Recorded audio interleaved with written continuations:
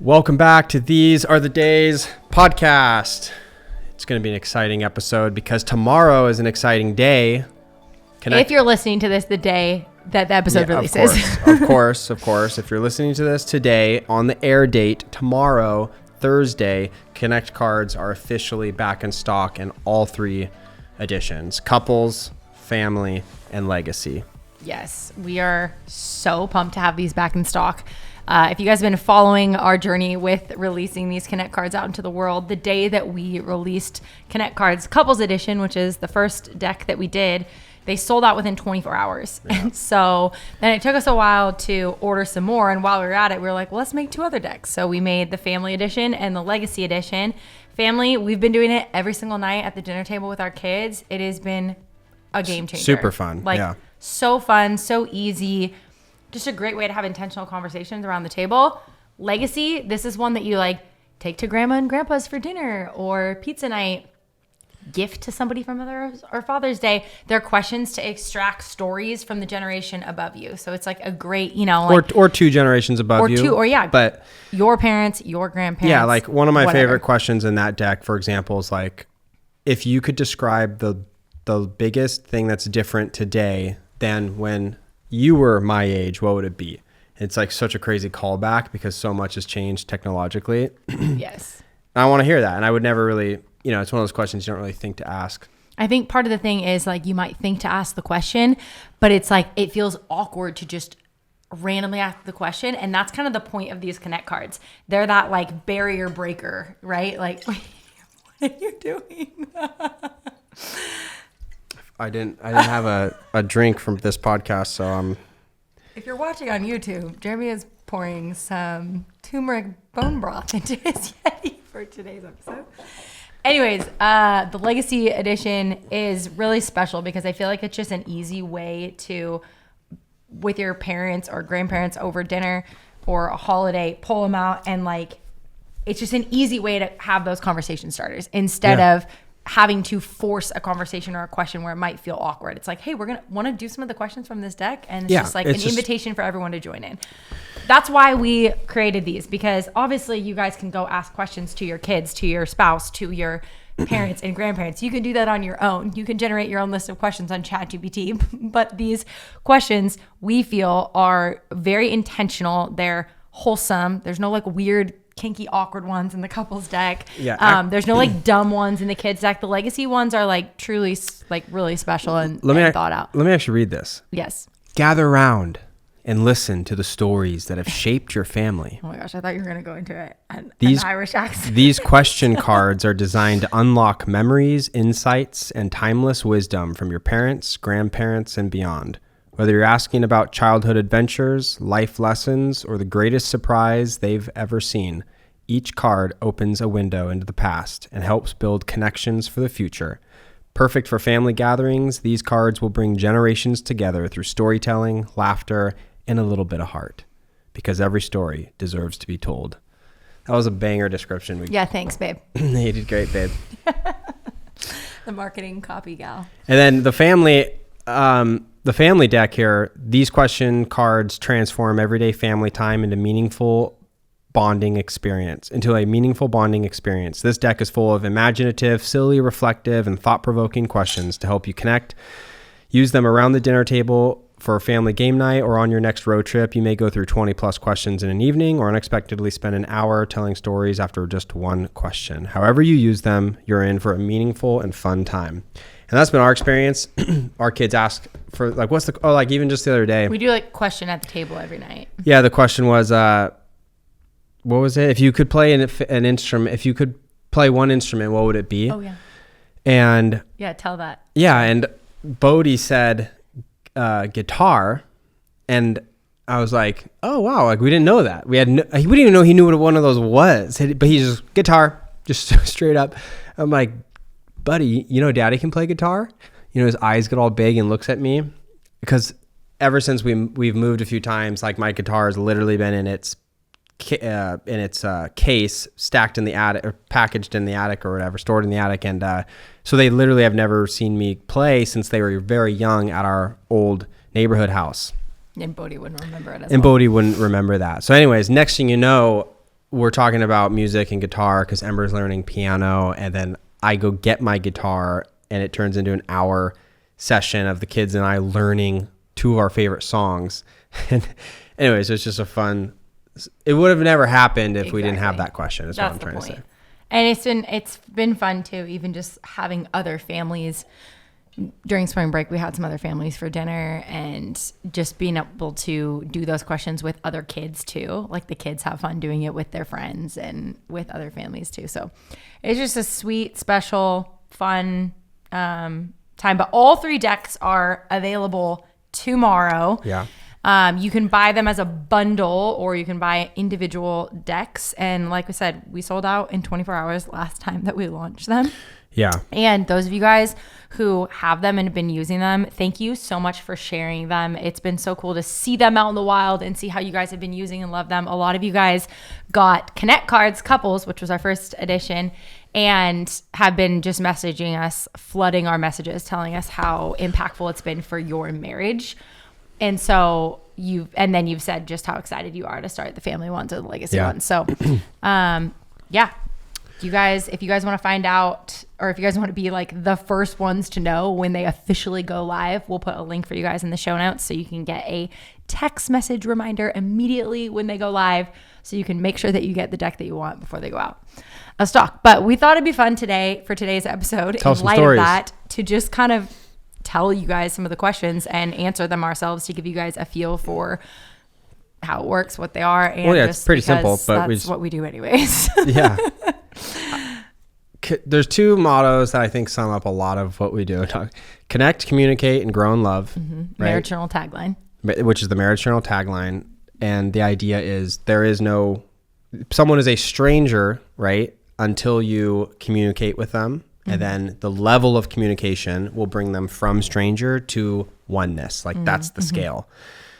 So connect, communicate, grow in love, onward pursuit to oneness, to heaven. And then to find and still seek.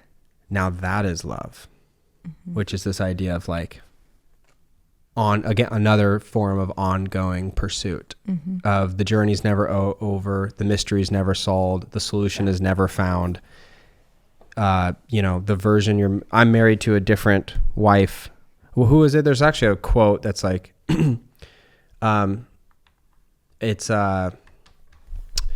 It's your quote in our vows. No. Oh. Well, I did say that in my vows. I communicated that like I vow to love the new year every year, but there's it's ringing through my head. I heard it recently again. I'm like, oh wow, I forgot about that. It's something like you will be married 5 times and just make sure it's to the same person. Yeah. It's like the idea is there's these 5 stages of life, 5 different people you're going to be married to. And the point is to communicate through each growth stage and try to stay married to the same person, because very few people get to a level of oneness that is at the end of the 5 stages. And we try to create tools and resources that help facilitate that process. Wow. That was concisely put. That was communicated quite well, might I say. I love it. Okay. No, it's good. Yeah. Should we pull some? Yeah, here's some. I got some pulled up here. You got some. You got some I just prepped and ready. Well, I just pulled some out of the front of the deck here. We might pull some more too, depending on how long it takes to answer these. You've looked at these, but I haven't. So Audrey, well, I've been looking at them since we're on. Okay. Audrey, is there something you feel like you're supposed to do but haven't? Run a marathon. Ooh-wee. That's a good one. That's the first one that came to my mind. I've always wanted to do it. I always thought I would do it when I turned 26, because I always wanted to run 26 miles. Like, because marathon's 26.1, 27.1? No, I forget. 26.1, right? Yeah.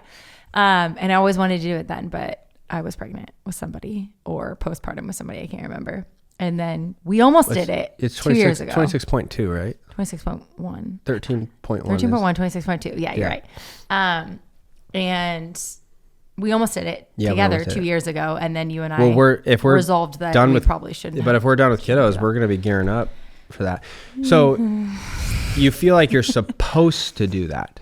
I feel like I'm supposed to do that instead of something you just want to do. I want to do it, and I feel like I'm supposed to do it. Interesting. Wait, what was the question that you're supposed to do? I'm trying to get down to the nuance. I do feel like I am supposed to do it at some point in my life, and I want to do it when I'm done nursing. So, and in like a season of life that makes sense to train for it. Are we entering that season of life? I think we're getting closer to it. I do too. What's something that you feel like you're supposed to do? Yeah, it's funny that I pulled this from the front here because fast. Oh. Get back on a regular fasting schedule and also do it more of a prolonged fast, which I literally started this morning on a whim for 36 hours, I think. You think? You're deciding right now on the episode? Yeah. Okay, we'll great. see how it goes. But the conviction I've had for years now is never talking about it, but never done it. Yeah, I know. Well, I have, but it's been a long time, and it hasn't been a consistent part of my life, really, despite knowing very well how beneficial it is. And the conviction is, never once are we told if we fast, it's always when you fast. There's this really deep implication, specifically through the words of Jesus in the scriptures of it's a non-negotiable, kind of like Sabbath. It's just, you do this because you're human to be healthy. Yeah. Fasting frees the soul in the same way Sabbath does. There's something that's deeply mystical that happens within the human body. And I feel like I know the science, I know the spiritual reasons, I know all the things, and I could teach the sermon, but I haven't actually committed to regular regimen of it. And so yesterday, actually, I was listening to something on Instagram, and I think it was actually a Dana White thing. Dana White turned his entire life around. He went into like he had some medical issues a couple years ago. Who's Dana White again? Dana White's owner of the UFC. Okay. Yeah. And just a big figure, best friends with Joe Rogan. I don't know, all these, he's just up there in that. And what did he do? Echelon. And he was dying. He's literally dying. And the doctor's like, I've never seen blood pressure like this.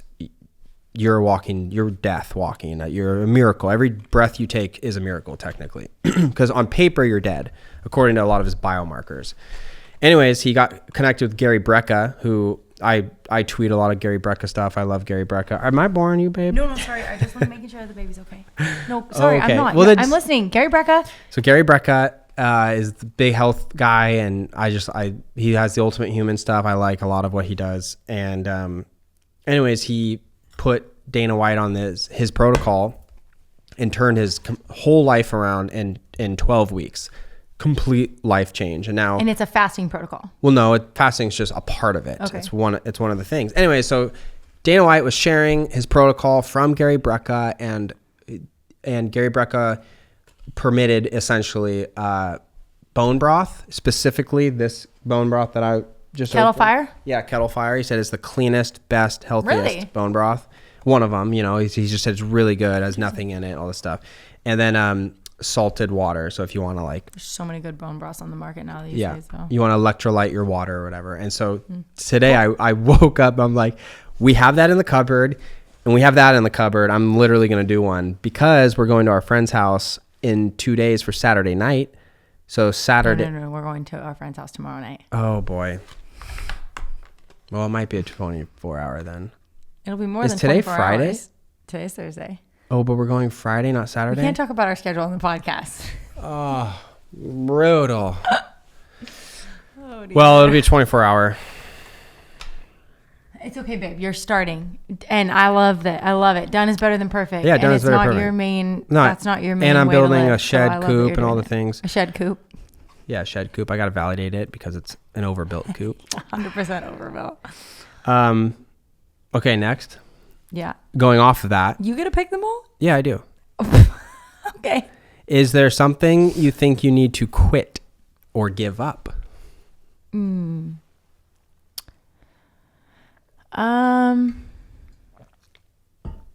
coasters. I would immediately what comes to mind. Well, does something come to mind immediately for you? Immediately what comes to mind for me is just what we talked about this on last week's episode too, but just phone use, giving up certain uses of the phone, like not quitting it, but because obviously that's how we make a living. Not practical, but better parameters and boundaries around managing that. the tool, the use. Quitting certain aspects of it, kind of like not doing it at bedtime, like we've talked about, and things like that. But also, I would just say, honestly, and we've had this conversation a lot, not to get too vulnerable, but I think that I need to quit or give up some aspects of work too. Yeah. And I don't know what those are exactly yet, but just in the season of life that we're in right now with 4 little kids and homeschooling and our property being the work that it is, and totally, it's just a lot, and it's a lot on top of wanting to hold fast and true to the things that I value, because it'd be really easy to just be like, well, I just won't cook any home cooked meals, or I'll just stop homeschooling, or I just will put our kids in front of screens or whatever. But we hold these certain values of the way that we want to live our life. And so in order to continue keeping those values, it's gotten to this breaking point for me with work of I can't keep working to the capacity that I am. Yeah, for sure. While also holding those values still as a priority, keeping those values still a priority for our family. So I don't know what that means. I quit.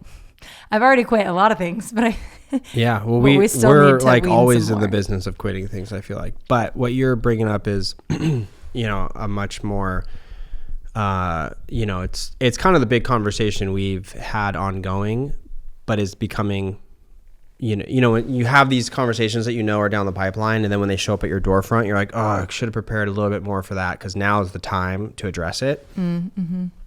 So that's kind of what's happening with that conversation. What about you? Yeah, well, I think it's again, we talked about this, but it's a mindset thing as well. And I think boundaries, and what I mean by that is just like with the family values planner, right? Yeah. The reason it works so well is because it structures and stabilizes and roadmaps everything you value. Mm-hmm. And there's practical ways to like implement it into your life.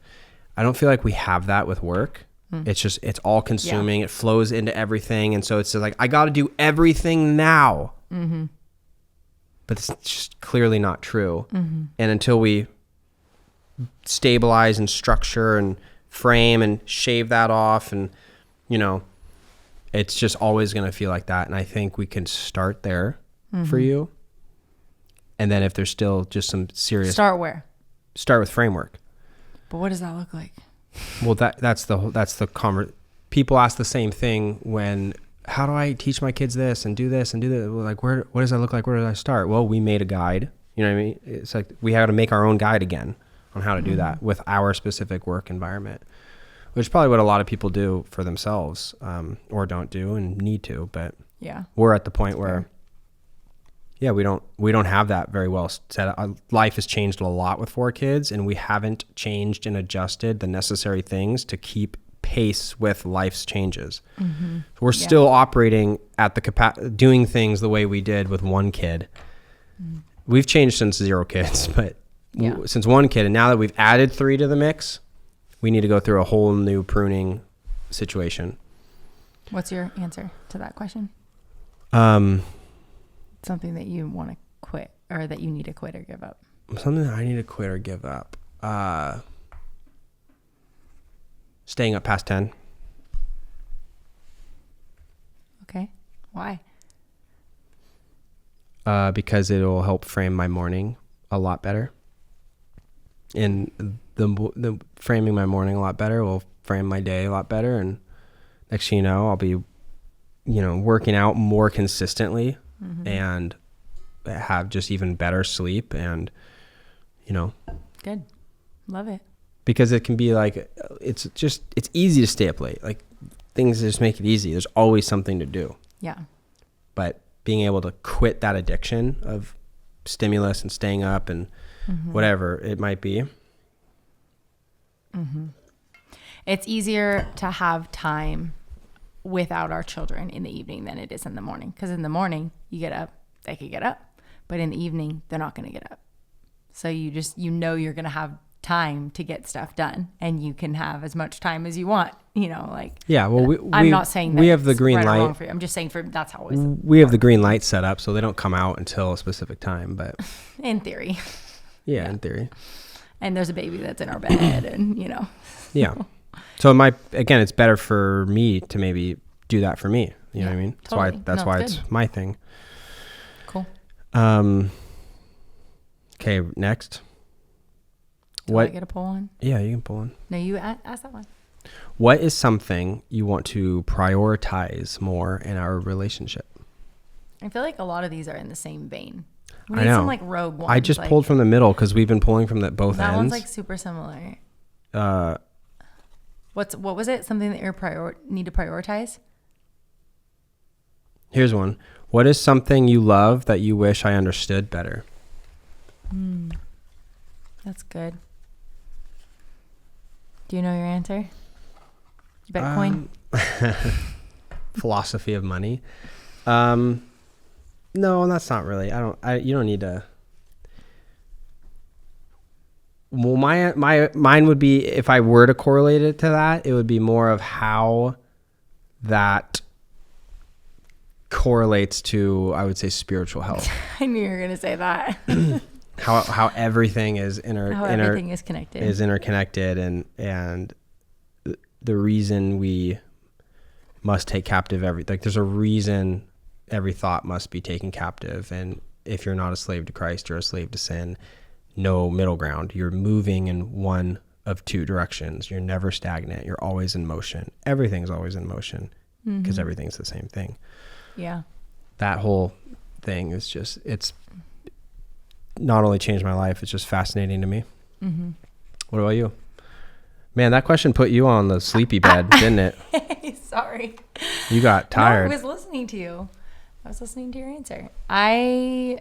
The work one. It's hard to think of something that I love. Like, I can think of things that I wish you understood more, like what it's like to have a menstrual cycle. Yeah, that's... Or like things like that.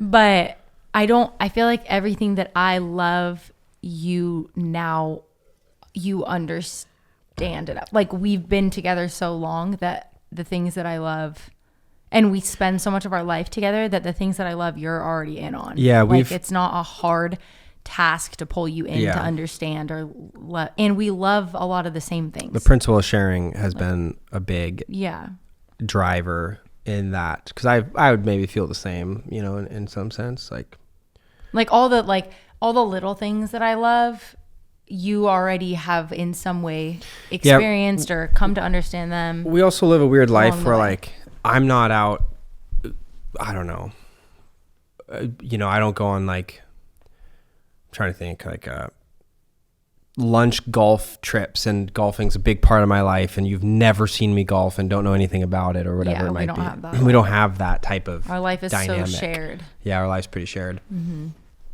Yeah, that's interesting. I'd say probably same. I agree.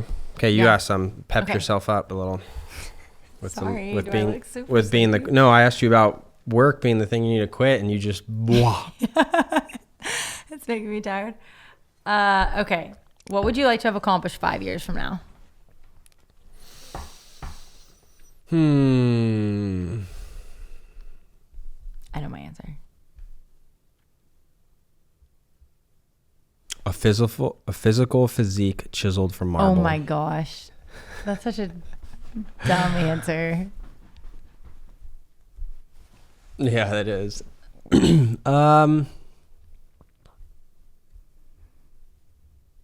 It would be nice. I feel like we're in this weird tension, opportunity, momentous period of taking in the new tools and technology available to help facilitate what we do for work. And there's this massive moment afoot.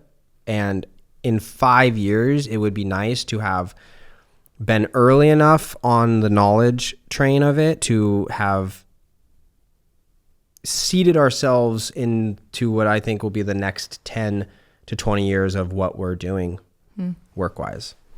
So in 5 years, it would be nice to have like really figured out that,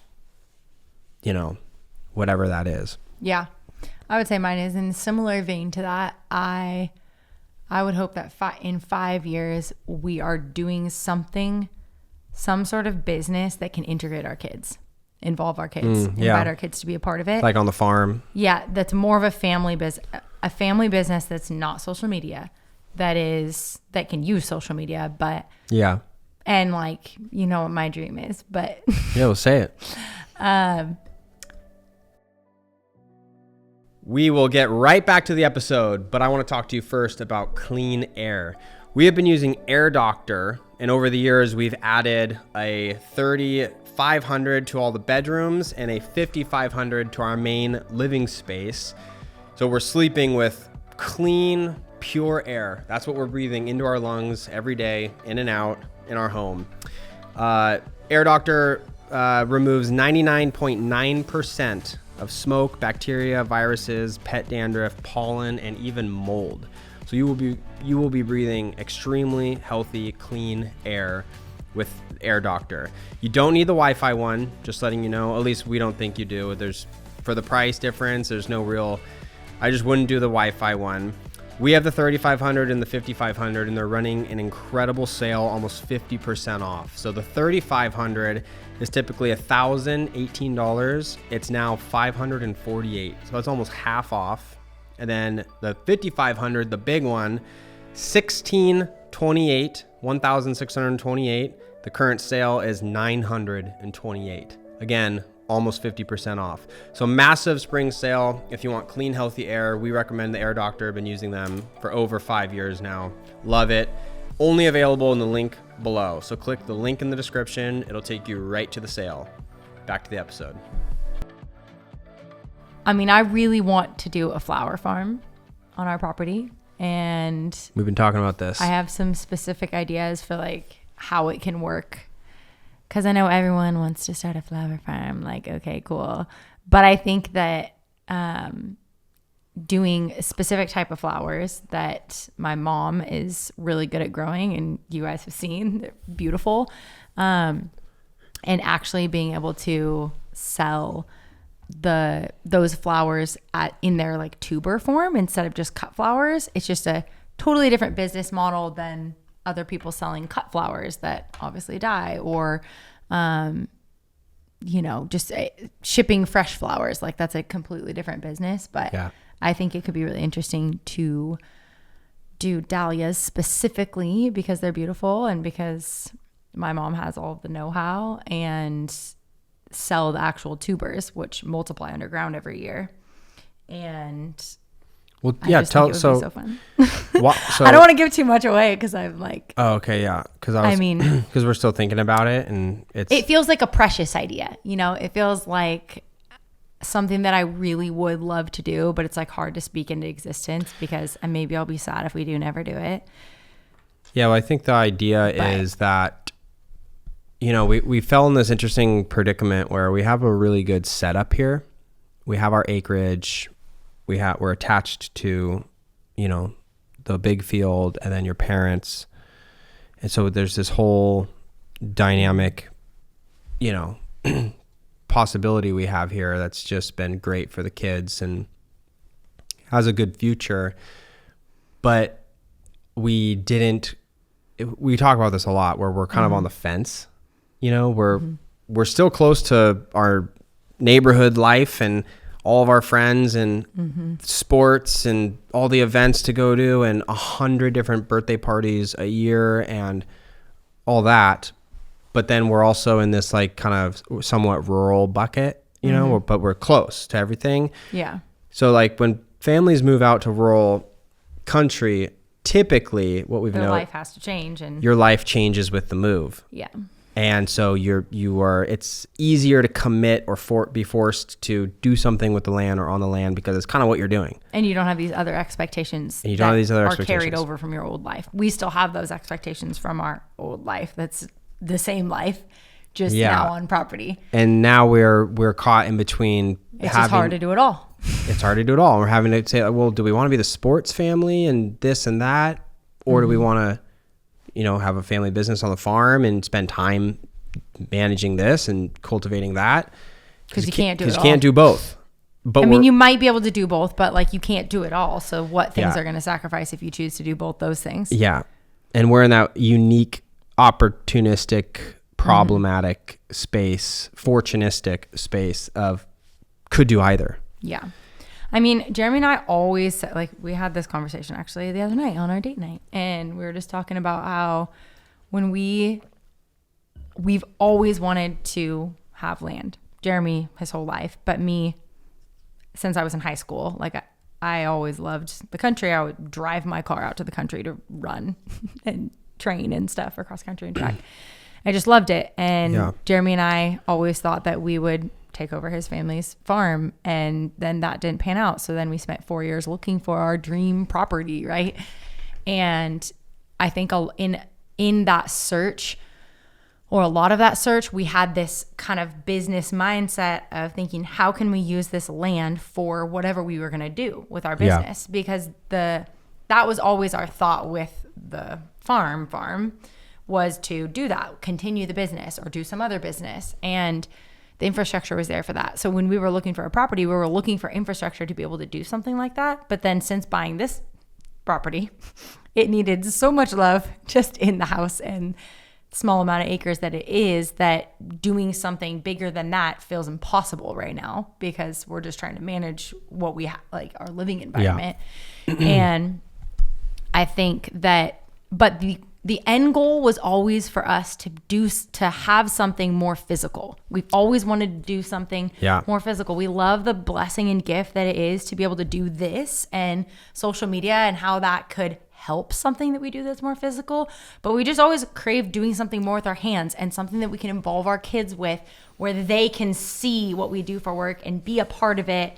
And it feels more of like a traditional family business, And so I think that we still have that desire in our hearts, but it's just, it doesn't feel like the time to implement it right now. Totally. Hence 5 years from now, I hope we have, and I hope we're closer. Yeah, that's great.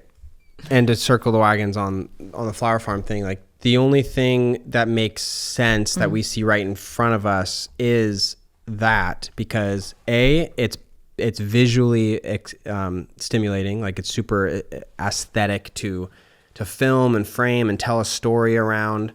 I mean, they're arguably the most beautiful flowers. Yeah. Period. You don't have to ship flowers. You're just shipping the tubers. So from a business standpoint, the maths, 2, we have a built-in professional, dahlia expert next door, Audrey's mom. So we have this like intel and access to the industry that, we would just be spending hours on the internet trying to find. Without her. We have the land, and we live in the Pacific Northwest where they thrive.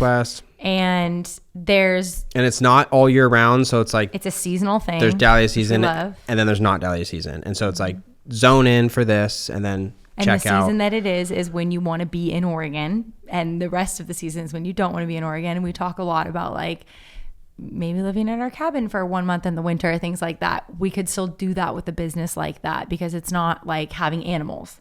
Or, you know what I mean? Like other things that you could do with property where like, it's not just like seasonal. You have to be there. You're in it. If you're on a dairy farm, you run cattle.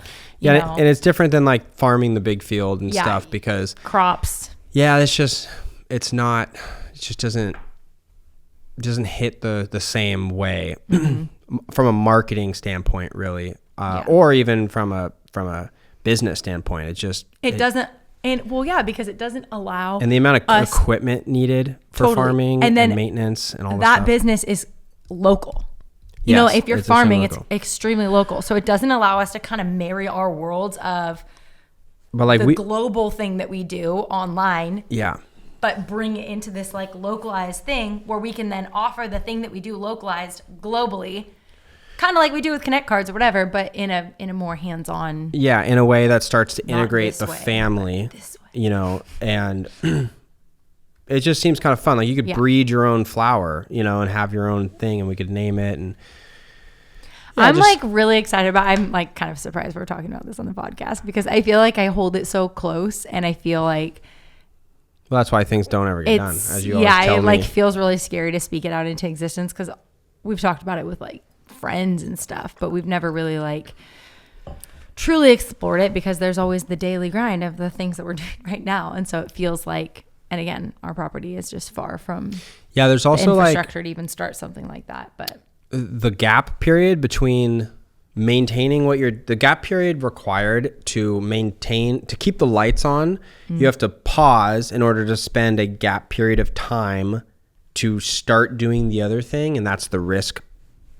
That's the risk that you take on, is like, I got to stop making money in order to start something that hopefully might make a little bit of money. I mean, that's what we did when we left the show. That's what we did. Yeah. And we tried to create something The life to where we raft. the life raft, we called it, to where we weren't jumping out into space, but like, oh, we see where we're landing type of thing.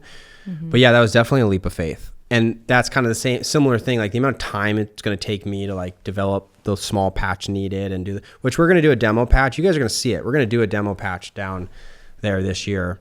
We're late already. It's so hard to do anything, but that's exactly what we're talking about. It's like, I know. We don't have time. You got to stop. Not late, actually, right now. You got to stop work. Yeah. To go do the thing. That's the risk. Yeah. But it's exciting. We'll see where that goes. Okay. Let's get a couple more of these, and then let's just give them a taste of what the family deck and legacy deck is like, because I think that would be fun. We're almost at 40. You gotta. Okay.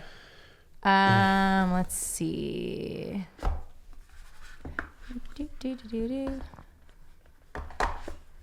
Oh gosh.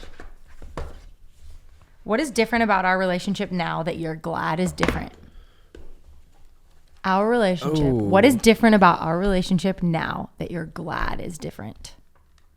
That's a good question. Does anything pop in your brain?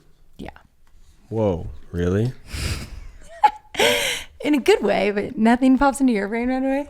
No. What? I thought we might have the same answer, but I think in the beginning of our relationship, this is also a really vulnerable thing to say, but whoa, babe, sheesh. I think in the beginning of our relationship, I was the driver of a lot of things, and I was much more, I don't know what the word is, but like domineering in a sense. Yeah. Oh yeah. Your personality, you mean? Like just the way you I was just much more what's the word for it? You were a bull. You just kind of bowled. I was a bull. Yeah, you just like bowled through doors. I felt like I had to do more than I probably did because I felt like I was covering for you in a sense. I felt like I had to like run all of our finances, do all of our business meetings. No, I think this was I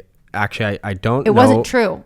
It's just the way that I felt. But also in unhealth, I think as an 8, you had to have control and nothing could ever be done right unless you did it.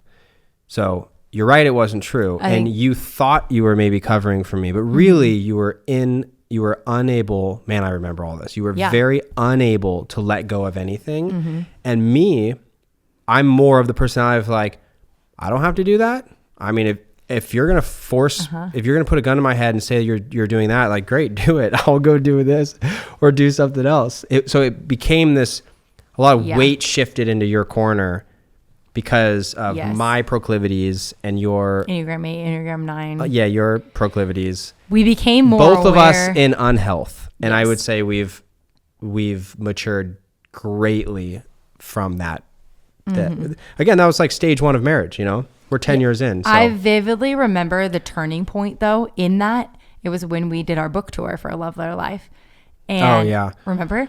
And I remember being so tired. I was pregnant with Bodhi, but I didn't know it yet. But also it was just like same thing that happened to you in college. We did God forced you into a space where you had no option but to let go.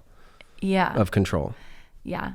And anyway, so I was very much like leaning on Jeremy more than I normally would. I think also that's kind of part of it. Like I didn't really like lean on Jeremy. I was like very independent, like do it for myself. Yeah.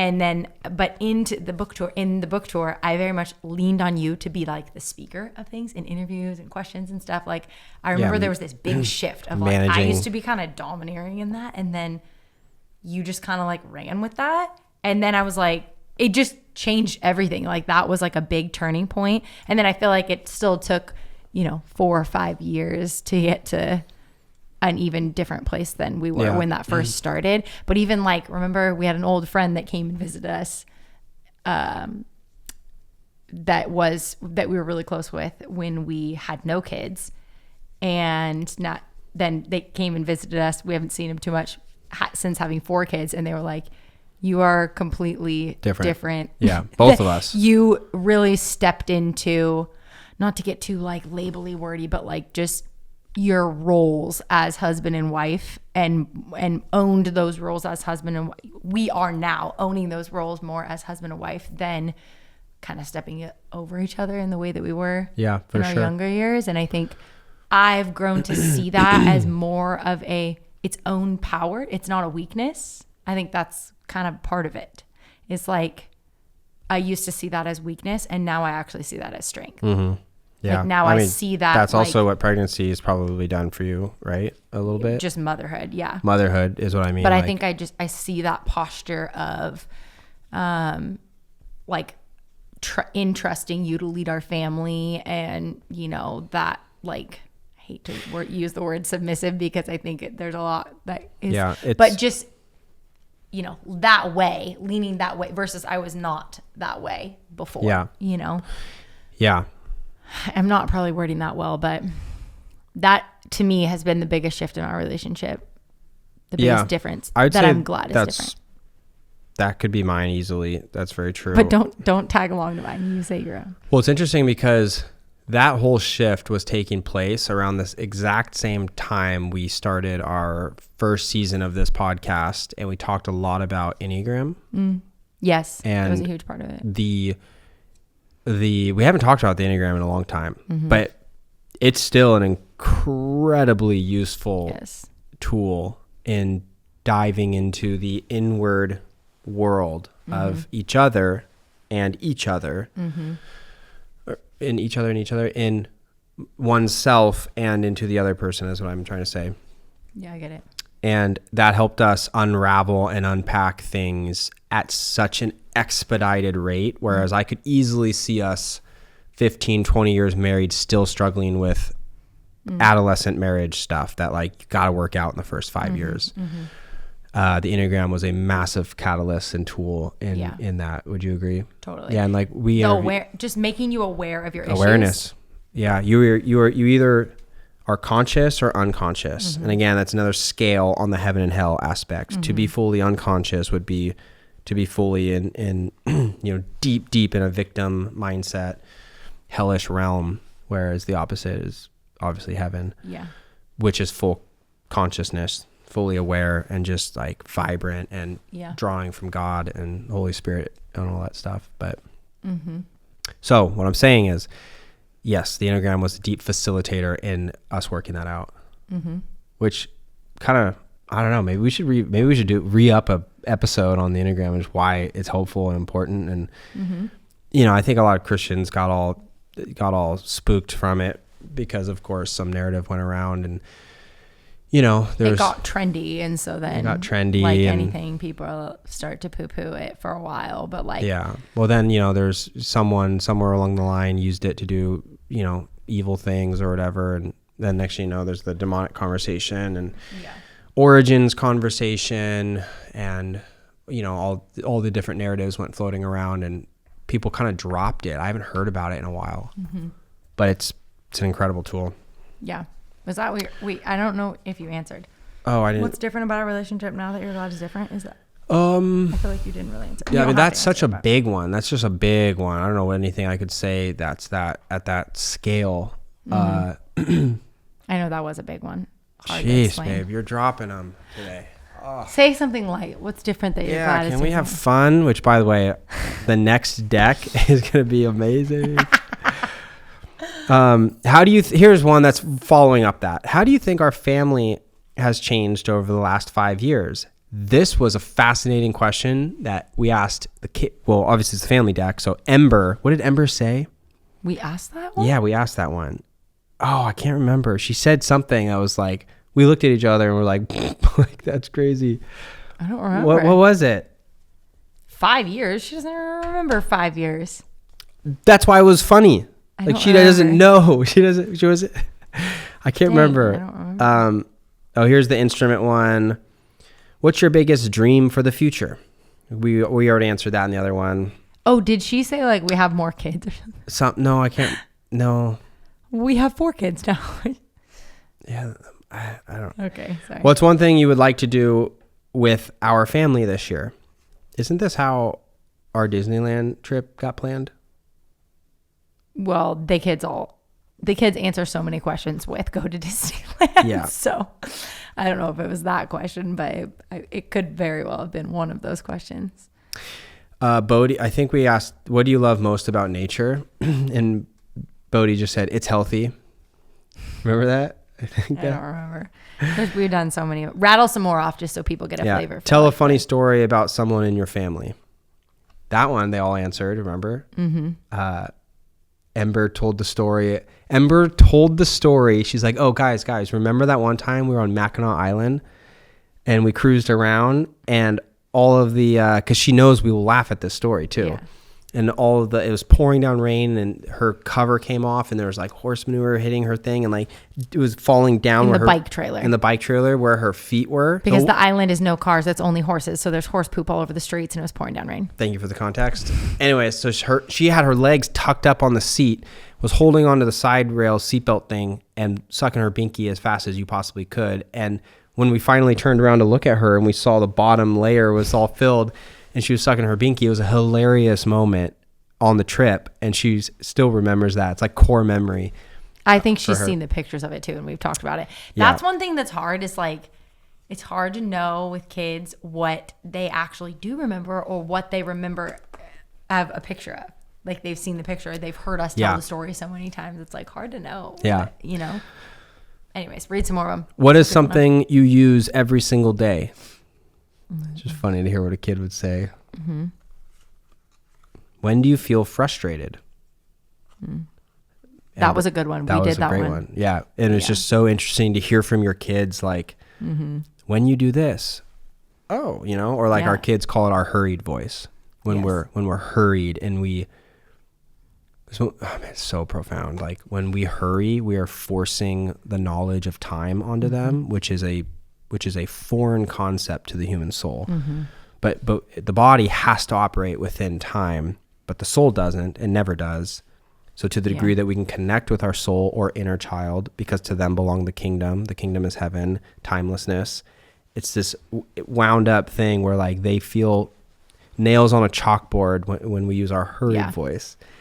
Ember kind of coined that term. It's essentially our angry voice or just our impatient. No, it's exactly what it is. It's our hurried voice. Like, guys, we gotta go. Get your shoes on. Come on. It's like, then it's like we do the Creed of the Beloved prayer with them. That's, I'm not what I am. I'm not what I am. I'm not what I have. I'm not what other people say about me. I'm the beloved of God. It's who I am. I don't have to worry. Yeah. I don't have to hurry. Nobody can take it from me. Yep. I don't have to worry. I don't have to hurry. I can trust my friend Jesus and share his love with the world.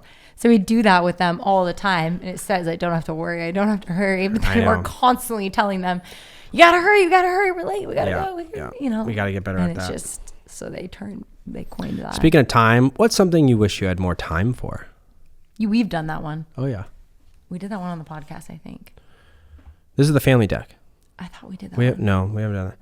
Oh, we worded it in the couples deck differently. It was something about hobby or something. What's a hobby you wish you had more time for or something? Sleep. But a kid doesn't know really what a hobby is because life is a hobby. So what's something you wish you had more time for? Lego, Who is someone you look up to and what do you admire about them?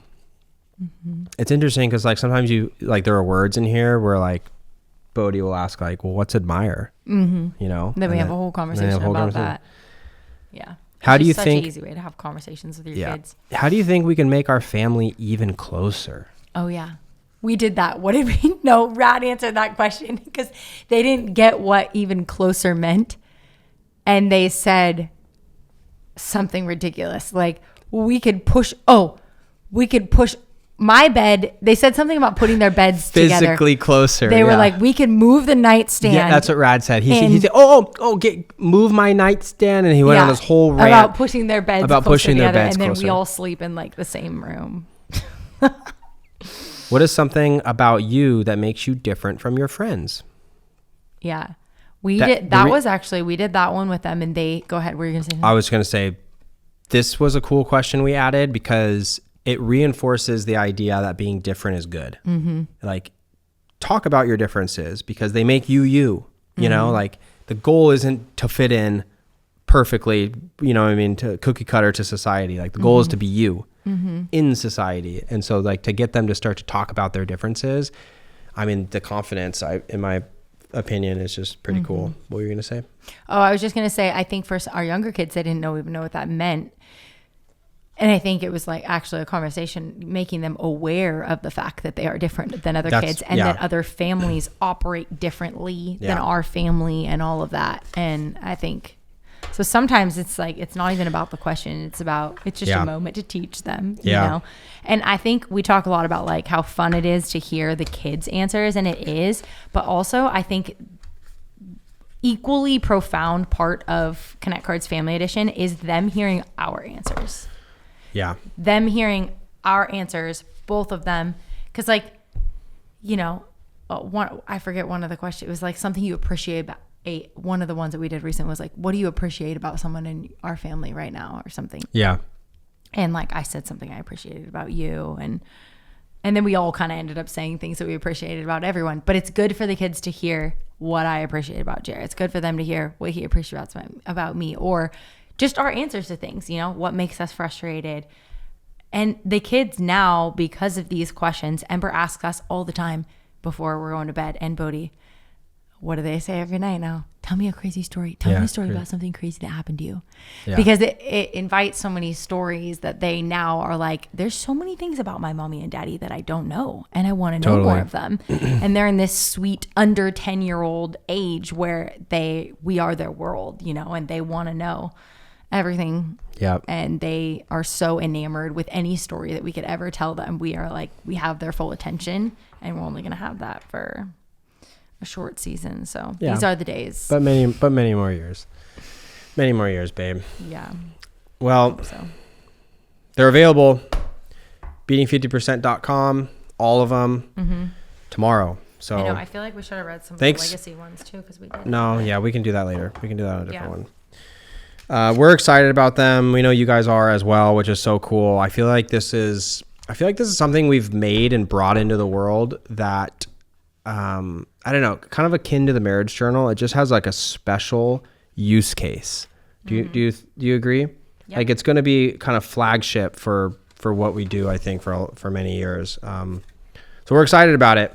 Can I read a couple of these really quick? Sure, but then we're going to be tempted to talk about them. No, we don't have to talk about them. What's something you used to think was very important but now feel differently about? Ooh, what's the most valuable thing you've learned from nature? Like, I just feel like these are bangers from like our grandparents, honey, my parents, you know. What hobby or interest have you kept the longest in your life? What was your favorite movie when you were growing up? What's something you missed from when you were younger? What kind of art, music, or literature do you think has had a lasting impact on you? Where do you find the most peace? If you could spend a day doing anything, what would it be? Do you have a hidden talent most people don't know about? What values are most important to you and why? What's one thing you wish you could be famous for? If you could bring back one thing from 30 years ago, what would it be? Wow. Anyways, those are just a few. Those are really good. I really think, honestly, this legacy deck is so cool because it's probably going to be the underrated. Around their grandparents. Yeah. It's probably going to be the underrated deck between all these. Underused, but when used, most profound. Probably. Maybe, you know, So anyways, you guys can get them. We'll put the link in the show notes. You guys can get them tomorrow. We'll send you a text message immediately when they go live on the site. But thank you guys for those of you who have got them and have been using them and have shared them. We really appreciate you guys helping get out the word. We'd love it if you could leave us a review also. That would be so amazing. Just helps other people see how the cards are used and how you guys are using them in your own unique lives. So thank you guys so much for listening. As always, each week we appreciate you.